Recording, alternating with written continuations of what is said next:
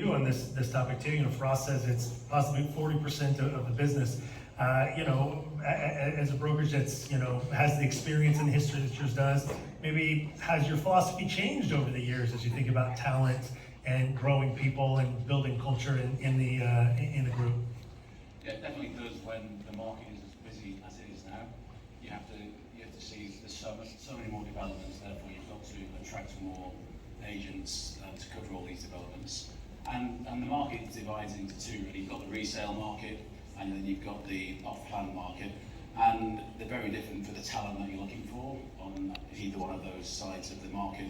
It used to be that before that we would just look at the resale market, and you'd go for a very high retention rate on the agents that you brought in, and on what they aspire to achieve, because sometimes there's a sentimental aspect to what they want to do, right?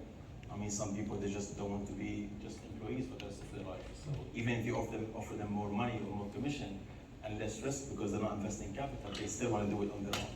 So it's very important to understand their aspirations and to create something that they cannot do on their own. And you can do it on your own at the same time. Yeah. And understanding those motivational factors with people are so important. It helps you invest in them. Yeah. And when it comes to hiring these people, attracting these people, I think again it's about creating more value than other players or competitors. I think the market is moving really fast in so many ways, at so many levels, and tech is yet to really come as a major advantage. I mean, we've seen that 5 years back, and I think it's concreting as we move forward. But there is a tipping point I anticipate to happen in the market, and something maybe important for all CEOs, as RERA changes the way they regulate the market in terms of listings, and the more integration happens within the real estate market, the more you will see companies who are really tech-based taking advantage, and the more you will see the value these companies can create to employees or to agents is very difficult to be offered by other agencies. Yeah. So adaptation in the brokerage also plays a big part in how we think about growing and developing this talent as well. So great point. And you mentioned something that I'm gonna take to Mark here, which is the speed of the market. The market is going so fast. We've heard it a couple different times today already. When we think about how speed plays into agent onboarding, growth of the brokerage, how are you keeping up with finding, sourcing, hiring, training? What's that process maybe today that's changed over the years? I think it starts from the retention. So you don't want as much churn as there could be out there. So if you can try and you go into any relationship on an agency basis saying, I need you here for at least 3 years, 4 years, 5 years, 7 years, that's a great starting point. Everyone's got different reasons for leaving, but the last reason I want anybody to leave is to go and work for Firas or Richard or anybody else out there. If they turn around to me and say, we're leaving the country or we're going to set up our own business, like Firas said, you shake the hand and you've done a good job and you've given them the power to move on. But it is so fast moving at the moment. Obviously the commissions can be great. There's triple digit growth in certain areas of Dubai, which means there's triple digit growth in the potential commissions that people are getting. You can get some great people through the door. They come through the door, say January, beginning of January, they can do some great deals by December, and you might not see them again because they've suddenly hit their life goals. They don't realise that they can still carry on and achieve a whole lot more. But one of the problems the three of us and everybody else, all CEOs will have, is people become successful because we've helped them, we enable them to get to that point. But one of the hardest things is getting people to actually achieve more than they thought they could achieve. I've had so many agents come in, and on the 14th, 15th, 16th day of the month, you don't see them again. And I've sat there 2 or 3 of them down recently, and I said, where are you? In the 3rd, 4th week? Well, shopping, basically. And they've just lost the drive because they've only got the goals that are so high. I know 100% Firas here is completely goal driven, and he passes that message down to his staff, and it keeps them driven through there. from January through to December, and then you've got to look again as you keep going. There's so many opportunities here for new agents to come in. It's how are they going to stand out in the crowd? There's a lot of people. I think you guys now have nearly 6,000 agents registered on Property Finder, which I know is a registered agent somewhere. Yeah. 6,500. Yeah. It's a big number these days, and the growth continues. It's a And big number, and that's doubled from 2 years ago, where it was probably 3,500. Yeah. So there's more coming in. They're the registered agents. That's the key point. There's unregistered agents out there, and then there's representatives of buyers and sellers that we all have to deal with and split commissions with. And that unregulated part of the market is very difficult for new agents to come in. They think they're doing the job properly. They're listening to us. We're giving them the structure. And you've still got to find that human element that keeps them motivated through basically month 3, month 6, before they actually get their sort of consistency going. Yeah. And Mark, by the way, something just to hit on as well that you mentioned is, you can bring in an agent, they can be really focused on, learning and developing, but they hit those numbers they never expected to hit ever in their life. Week 3, they're out shopping. Month 9 of the year, maybe they've hit more money than they ever thought, and so I can take my foot off the gas a little bit.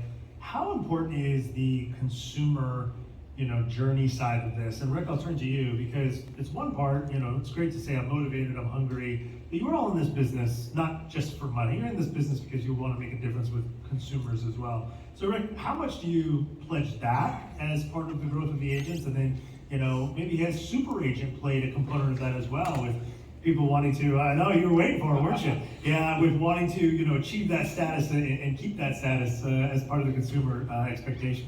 This is where we do the super agent chat. Yeah, exactly. Yeah, no, this was called super agent and more. Look, I think it's really, really important, and I think it's important when you hire people that you're not just hiring mercenaries that are out there for money, that they're representing your brand. And if you want to be here long term and have a long term plan, you need to take that really, really importantly. I think just throwing people at the business and going for the fastest growth, the biggest possible number of brokers, for me, isn't the sort of the long-term view. You need people to say you're well trained, you're well motivated, and will look after your brand and your clients properly. I've had an interesting relationship with Super Agent over the year. I think that's fair to say. Well, I wanted to ask you the question. Yeah, thanks, Scott. But do you know what? I've come round. Genuinely, and not just because you've asked me up here to talk about it. And what I genuinely like about it is I'm a big fan of gamification across the board. We like that in our business.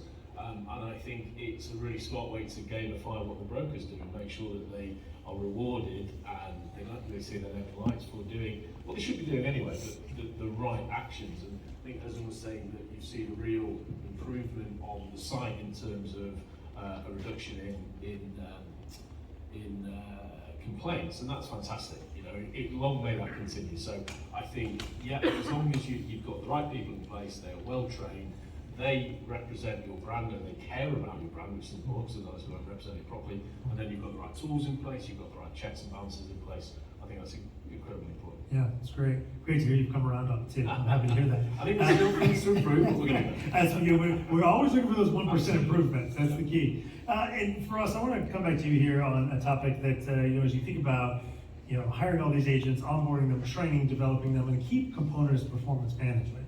So, these leads you pay for, the sphere of influence that you have out there with the referrals that are coming back in the door, it's a very expensive acquisition model at the end of the day. So every customer that comes to the door needs to be taken care of a certain way.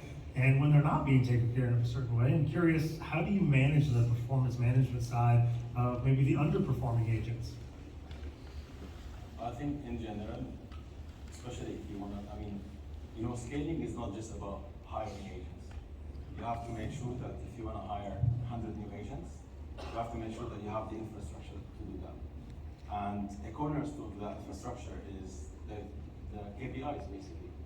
And in order for you to monitor the performance of hundreds of agents, you need to make sure that you have a system for it, right?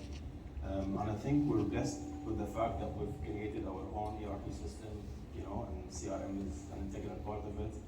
And we've basically integrated all the different pieces within the business that makes a difference for a real estate agent in terms of their performance. And then it's managed by whoever's managing the team, manager or director, and it's reviewed on a monthly basis. Everything is automated in terms of how we do it at Land Properties. So there's a performance management system, KPIs is part of it, but it's a fancy word to describe it is it's AI based. So the system will look at the different segments of the agent's performance, and then the system will either give you a congratulation, and there are certain things that are associated to that as well, or it will give you advice, we call it a performance letter, on how you can improve, where you did not do well, and how you can do better, and everything all the way to recommending an agent to move to the next level or recommending an agent to be terminated is done by the system. Because also when you scale and you have, I think we have 15, even more, sales directors, it's difficult to leave it completely up to the sales director because they're also very busy.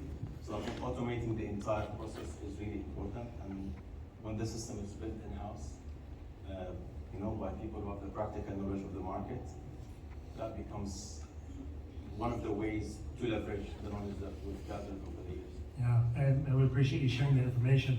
We heard Abdullah talk earlier today about how he's got 400 agents, and AI is such an important part of how they lead and manage, and it sounds like you built an amazing system as well. And that goes back also to retention, because if you have an agent who joined recently and they want to grow, you have to offer them that on your platform. Since I started the company from day one, whether we're talking about agents or back office, the one thing that there's zero compromises on is I want to make sure that no one has a ceiling in terms of what they want to do. If they want to start a new company that has synergy with real estate, I'll start a company with them. So there's no ceiling to how much someone can grow within the company. I gotta imagine that drives so much innovation as well, when people know that there's that long-term opportunity. Mark, you mentioned earlier, 17 years, a couple agents with you, Rick, 20, 25 years. How? Tell us how, because that's a long time to keep somebody engaged and excited. It becomes a partnership, it becomes a relationship more than it does become a probably employee, manager-driven, feeling. So tell us how. Yeah, well, I think basically it comes down from, I've been there 20 years, so the way we approach our recruitment at the beginning is everybody sees me, and that's the common denominator of the process. If we get on, we'll see everybody 2 or 3 times minimum before we offer them a job. If I get on with them, in theory, 80% of the team are going to get on with each other as well. And that seems to actually have a really good sort of base level of, we've got like-minded people in the company, and then we build from there. I think the one thing that we've done, look, the one thing you need to realise between the three of us is that I'm more boutique than these guys. They've really expanded well. I've never had that ambition to go into the very large, over 100, 200, 300, whatever it is. So on the boutique level, I can keep a very sort of close hand and eye on the agents that come in, and I do speak to most of them every day. And there's that keeps it all sort of more of a family on a boutique level. And it's basically, I mean, I can honestly say the person that's been with me for 17 years, we don't go out in the evening. We've never been out after 8 o'clock unless it's a work event. It's a very professional work-like relationship, and it works well for them. And there's more than one person, by the way, and it works well for me. But I think the other key factor is that because we're small, we can divide people up into areas where there's not much overlap within the company, and therefore there's not that inter-competitiveness that can cause friction. And I'm sure we've all had it, even on a smaller level to me, but you suddenly get 2 superstars in the same area. There can only be one winner at the end of the day, and it does cause friction.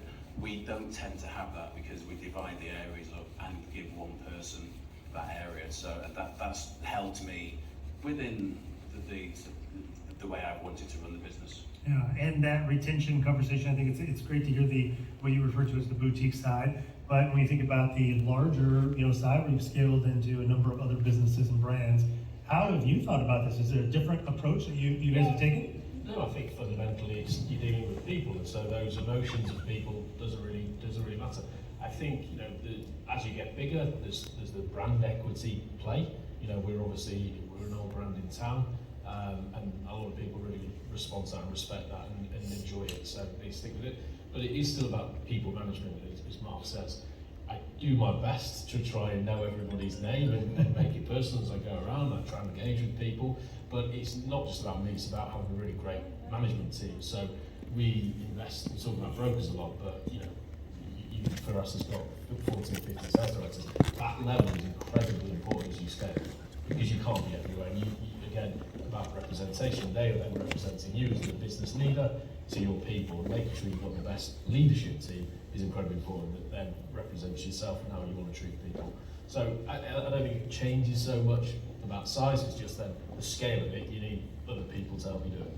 Yeah, the scale is so important, and making sure the tools then support it as well as part of it. The last question I want to ask you before we wrap up, and we'll do this quick, is what maybe is one investment that you've made that really helped you to think about staying ahead from a people standpoint? Ross, anything that comes to mind? From a people standpoint, I think everything we do evolves around people. So even when we think of our tech, or for example, the launch of DXP Interact, or everything is around our people, is to provide and to create more value for our agents. And I think your first question was regarding training and hiring. What we aspire to achieve, and the way we aspire to position ourselves within the market, is that we have a lot of knowledge in this industry. Obviously, we've been 15 years there, and we have a great track record. So we invite people to come, and we take them through a series of training, so they can become fit basically to operate on our platform. So the knowledge that they need to win in this industry, and a platform they need to practice that knowledge so they can get to places within the industry. And like I said, everything evolves around people. I would say we are probably more than others. We focused a lot more on two aspects. One is the tech and the tools our agents have within the company. Two is the opportunities to grow, because obviously there are pros and cons to running a boutique agency as compared to something at scale, as Mark said, and I totally agree with you. But basically, of course, one of the advantages of a company that is at scale is the growth opportunities. Sometimes you might have someone working under a manager who's great, but if you don't want to create another team, then that agent will never get the opportunity to get, to create their own team or to become a manager. Right? Not because he's not fit, but because there's already a manager who's doing well. Everything goes back to the people, right? This is the people business. That's why we're all in it. That's why we love it. And I love that reminder of we start there and everything scales, the other way. Rick, Mark, anything you would share, different than that you want to take us home with? In terms of the investment? Yeah, in terms of the investment. Yeah, no matter whether you're my size or these guys' size, whether you're just starting out, the way forward at the moment obviously is AI, but you've got to start from an extremely good CRM. Anyone that's starting out, they're going to go through 3, 4, 5 CRMs, aren't we? That's a whole other topic. Yeah. But it's so key. It can be a big investment. I think we've all probably shied away from the big expenses at the beginning. You come back to it at the end of the day because they do the job and they tie everything together. They tie your agents together, they tie your admin together, they tie you with everything on a daily basis. And it's absolutely key to actually spend the money on that CRM. And then the rest of it, the personalities part of it with the relationship building, you've either got that or you haven't, but this is just a cost that you can't get away from. Yeah, absolutely. Well, people. Rick, anything else you want to add? Look, I agree with both the guys, about having the platform, the rest of it, investing in lead generation and investing in giving people the opportunity to do business. I think it's equally important. If I was being flippant, I'd say probably the baristas that are in the offices now. Seems to be very, very popular. But, other than money, it's investing in time, isn't it? It's investing your time in spending time with these people and training them and and being there for them and supporting them, because brokerage is difficult. Even good brokers need support, and having a team, a leadership team that the brokers know are there to support them and back them, help them with deals. I think that investment time is equally as important as the money. Yeah, all this feeds the flywheel of how you think about, leading, growing, retaining, and having the best people in the industry. So really appreciate it, gentlemen. Thank you so much. Give a round of applause for our panelists here today. Ross, thank you very much. Appreciate your time. Mark, thank you.